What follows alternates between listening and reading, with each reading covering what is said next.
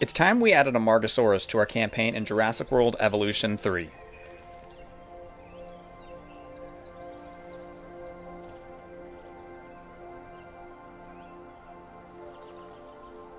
Alright everybody, so Amargasaurus was the dinosaur added to Jurassic World Evolution 3 from Evolution 2 this last week, which means now we have the fun task of figuring out where we're going to put Amargasaurus in our campaign.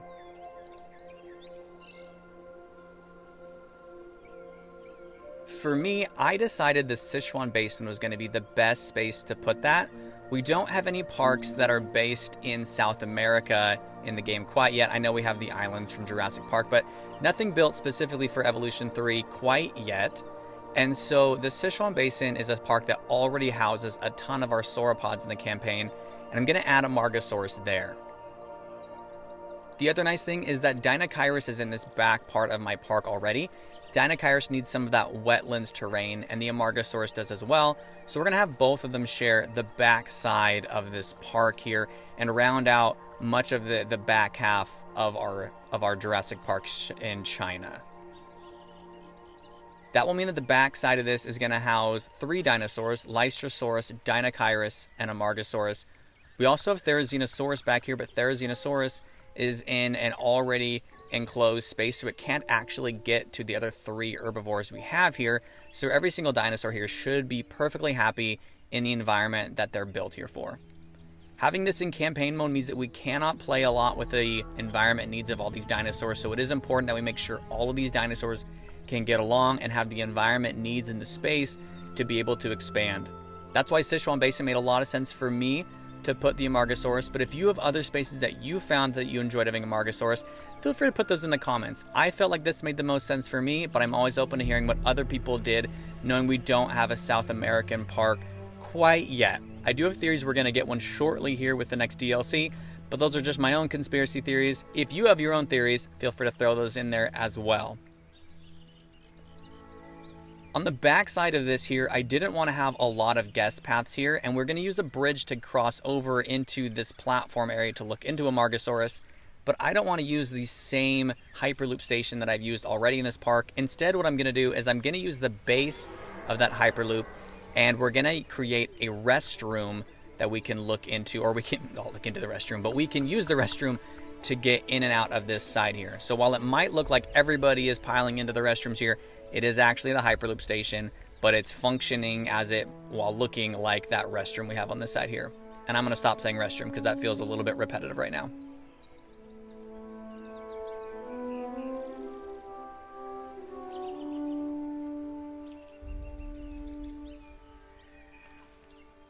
I haven't done this a lot where we're using the Hyperloop base to function as another building here, but I like the idea. I'm getting more comfortable with using different buildings to function in a different way.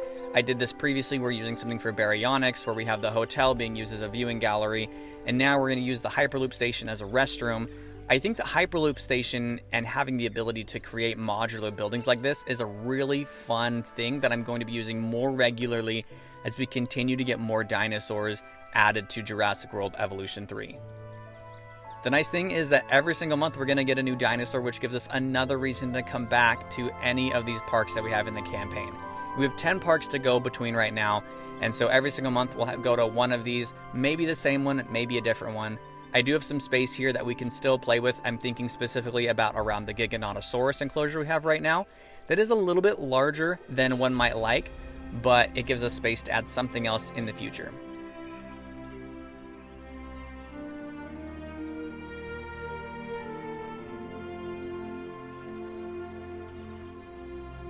I went back and forth on this building on how much dimension I wanted to get to it.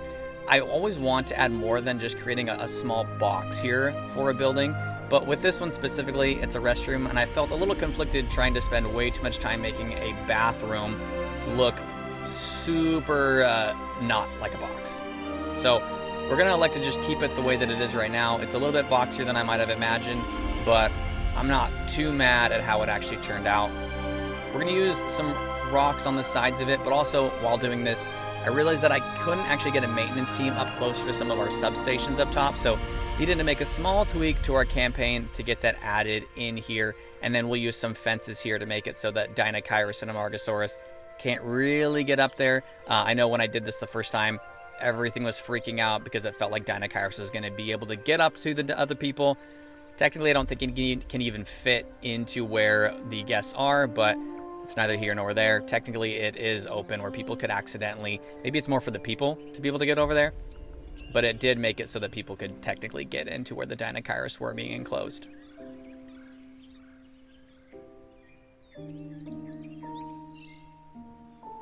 We need to add a ton of rock to the sides of this because I don't like the way that the park is currently built out. The rocks on the sides of it, it's just a little too smooth for my liking, so we'll use some rocks on the sides, and then we're going to create a barrier here with some concrete and then the glass panels here to go across the side of this here, so we can still look into the Amargasaurus, but we're going to have this as a barrier for people, and we're going to try to get that right up against the sidewalk that we have, and then just expand that across the entire length of this so that we can look into it over this back side of the park here. I'm also going to put some signage and then some benches in here that we can sit and we can look at. But again, a lot of the function here is just to be able to look in, and then if we want to go, we can use that remote viewing gallery, and using something that I'm just starting to do more with the log viewing galleries to be able to look and get a little bit closer to that Amargasaurus.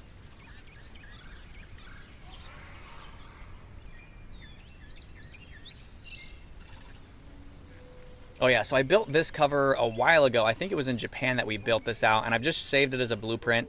And every now and again, I'll just use that and maybe change the wood color here as just a smaller structure and a cover. So I've used this a couple times now in Japan, now the Sichuan Basin. I have it in, there's a couple other parks that we have this in. Oh yeah, in Indonesia. So we have this a few different spots here, and I just go back to this every now and again as a structure just to look into. It doesn't function more than just a covered space for people. No one can really use it, but I enjoy it, and it's one of just my things that you see in a lot of the parks that I build in Jurassic World Evolution 3. So I've started this recently where now I can dip down, similar to what people have done with the lagoon viewing galleries in deep water, but instead I'm going to do the same trick with the log viewing gallery, and then just using some of the grass floor, we can do that and make it so that this viewing gallery actually is on the floor. I did this, and then I don't know why I haven't done this before, because I feel like this looks a ton better. You can use some of the other foliage and things around it if you get concerned with the color difference in the grass. But regardless, this is a quick way to make it so that log is actually on the ground and it's not up in the air. That's just my own personal thing. I feel like having the larger log here, where we don't have any logs that are that big or trees that are that big, it feels a little more out of place. So having it grounded on the floor feels like it makes a ton more sense. If not, I felt like I would have to enclose it in rock, and I've seen a lot of people do that. But personally, for me, being able to have it on the ground makes a ton more sense for me personally. If you disagree, that's okay. This is my park, and this is how I choose to do it, and it's my own function. But if you disagree or think there's a better way to use that log viewing gallery, because I still struggle to figure out a way to use that, feel free to put that in the comments. I am still looking for ways to make these parks even better, but I just found that as a personal way for me to make that.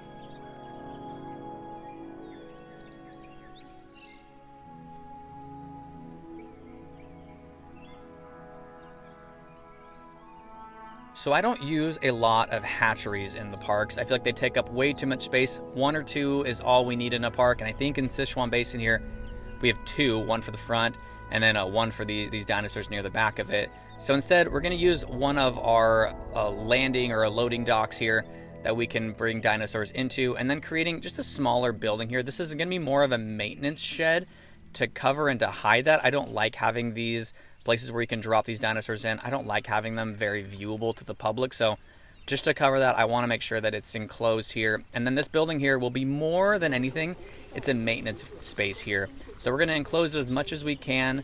Having that landing or that loading dock in here for those dinosaurs makes it so that I can't fully enclose this, which is fine. I can have it as a more of an open space in the top of it. But it's important to me that I have something here that's going to enclose that, because, again, personally, I just hate seeing these loading docks here, these places that we can actually land these dinosaurs.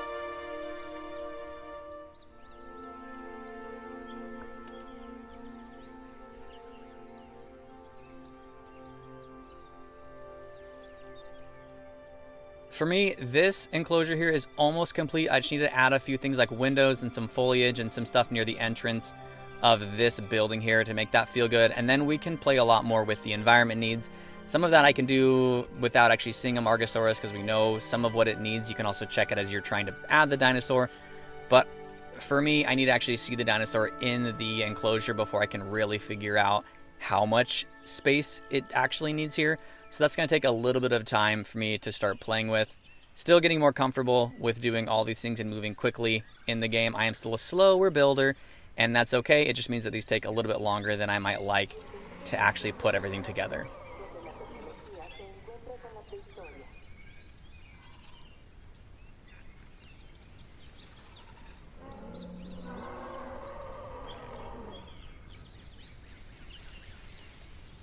Once we've got everything on the outside, now it's putting everything on the inside of this maintenance building that we built out here. And so for that, we're just going through the props, seeing what makes sense. I've enclosed some of this in fences already, and then having some stuff on the outside that looks like it's for activating power. We'll have a quick small little spot here for our faculty if they're out here and need to use a restroom. And then it's just going down the list and seeing what we feel like makes sense. If we need to put one thing in here, if we need to change color for another. It's just playing with the space. I don't always come into this part of it with a plan, but I start going through it and just looking at it and saying, if something makes sense, we're going to add it. And if it doesn't, we're just going to move right on past it. But I definitely want to make sure we have some vehicles in here. I feel like vehicles in any of these enclosures here make a lot of sense as such. Even if people aren't in them, I feel like having something here that looks like people are regularly here to check on these dinosaurs. I personally like adding those, and so I'll always add at least 1 or 2 vehicles to some of these larger enclosures over here. So like I said, once we've started adding things in here, we can start to play with the environment needs. We can figure out what they need as far as like the cover, the wetlands, foliage, fruit, any of those things that we need to add for these dinosaurs.